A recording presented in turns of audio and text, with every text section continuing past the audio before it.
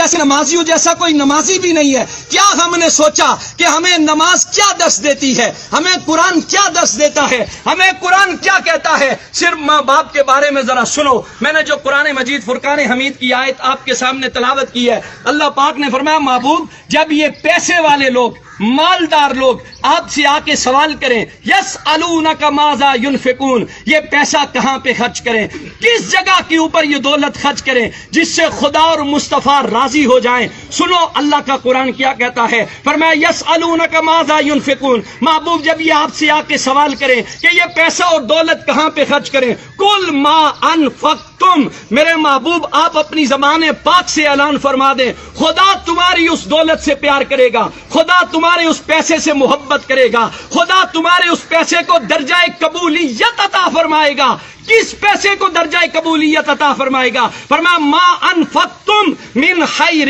فللوالدین, جو پیسہ تم اپنے بوڑھے باپ اور بوڑھی ماں کے اوپر خرچ کرو گے, اور تمہیں گارنٹی مل رہی ہے کہ جس بندے نے اپنے ماں باپ کے اوپر پیسہ خرچ کیا, جس نے ان کی خدمت کی, جس نے ان کا احترام کیا, جس نے ان سے دعائیں لی ہیں, اس بندے کے ساتھ خدا بھی راضی ہے, خدا کے محبوب بھی راضی ہیں. یہ بات یاد رکھو. یہاں سے 7 لاکھ روپے خرچ کر کے بندہ حج پڑھنے جاتا ہے, نہ اس کے پاس مکے کے مفتیوں کا فتویٰ ہے, نہ پاکستان کے مفتیوں کا فتویٰ ہے کہ تو نے 7 لاکھ روپے خرچ کیے, تو نے کعبہ شریف کی زیارت بھی کی ہے, تو نے وہاں صفا اور مروہ کی سعی بھی کی ہے, تو مکے اور مدینے کی گلیوں میں گھوما بھی ہے. اس کے پاس سند نہیں ہے کہ تیرا حج قبول ہو گیا ہے, تیری عبادت قبول ہو گئی ہے, تیرا جھکنا قبول ہو گیا ہے. خدا کی رحمت کی امید تو ہے لیکن قبولیت کی گارنٹی کوئی نہیں دے سکتا. لیکن سنو, جنہوں نے ماں باپ کی خدمت کی ہے, ان کے ساتھ محبت کا رشتہ قائم رکھا ہے, میرے آقا کی حدیث پاک کہتی ہے,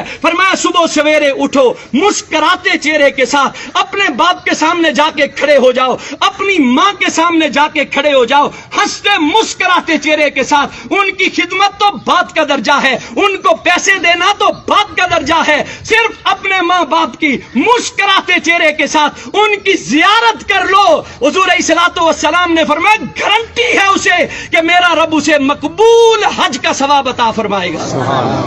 ہم یہاں سے حاجی صاحب بننے کے لیے مکے کی گلیوں میں تو جاتے ہیں, مدینے کی گلیوں میں تو جاتے ہیں, پیسے تو خرچ کرتے ہیں. کبھی سوچا تمہارا بوڑھا باپ گھر میں بیٹھا ہوا ہے, کبھی سوچا تمہاری ماں وہ محبت کی نظروں سے تمہیں دیکھ رہی ہے, شاید میرے بیٹے کو زندگی کا گزرا ہوا کوئی لمحہ یاد آ جائے, شاید اسے زندگی کی کوئی بیتی ہوئی یادیں ستائیں کہ میرے باپ نے میرے لیے اتنا کچھ کیا تھا, میری ماں نے لوگوں کے دروازوں کے اوپر جا کر کپڑے دھو کر برتن مانج کے لوگوں کے گھروں میں جھاڑو لگا کر. آپ اور میں روز دیکھتے ہیں بوڑھے ضعیف العمر لوگوں کو کہ روڈ کے اوپر سوٹی اٹھا کر لوگوں سے مانگ رہا ہے. کبھی اس بابے سے ایک دفعہ پوچھ کے دیکھو, بابا یہ تو کس کے لیے مانگ رہا ہے؟ تو لوگوں کے دروازوں کے اوپر جاتا ہے, تو کس لیے جاتا ہے؟ کیا تجھے اپنی ضرورت ہے؟ وہ باپ کہتا ہے نہ مجھے میری ضرورت نہیں ہے, میں زندگی گزار سکتا ہوں, لیکن میرے گھر میں ننھے بچے ہیں جو شام کو میرا راستہ تکتے رہتے ہیں. ہمارا باپ گھر میں سودا لے کے آئے گا,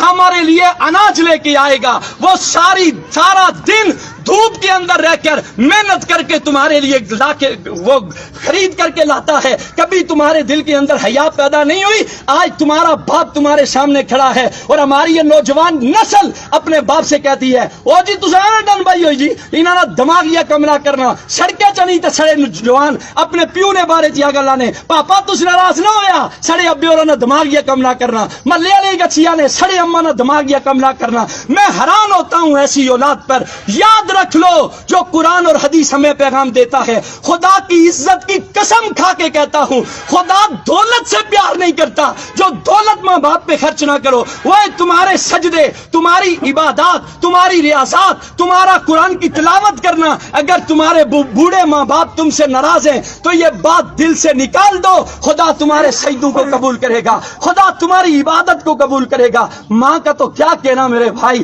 ماں تو زمانے کی وہ ہستی ہے جسے قرآن نے چاند کہا ہے. ساری کائنات ایک طرف ہے, ماں کی ہستی ایک طرف ہے. ماں جیسا تو اللہ نے کائنات کے اندر کسی کو پیدا ہی نہیں کیا ہے.